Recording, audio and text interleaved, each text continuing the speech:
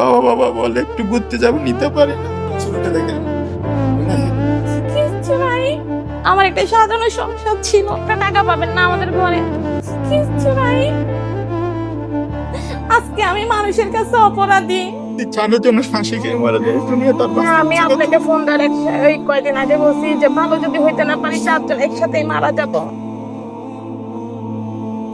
আজকে আমি মানুষের কাছে অপরাধী, আমি অপরাধীর তালিকে আমাকে দাঁড় করাইছে। আমার পরশুর নাম ইসলাম ধর্ম গ্রহণ করছি, আমি তো কারো কোন করি নাই। আমি দুবাই ছিলাম, আমি অনেক টাকা কামাইছি, সব আমার থেকে আছে। আমি তো কোনো কিছু আনি নাই কারো কাছ থেকে, আমি তো কোনোদিন কারো কাছ থেকে কিছু আনি নাই। আমি চাইছি ওদের মতো ভালো থাক, ওদের কাছে জায়গা সম্পত্তি কিছু চাই না, কিন্তু কেন আজকে আমাকে রাস্তার বিকারি করছে।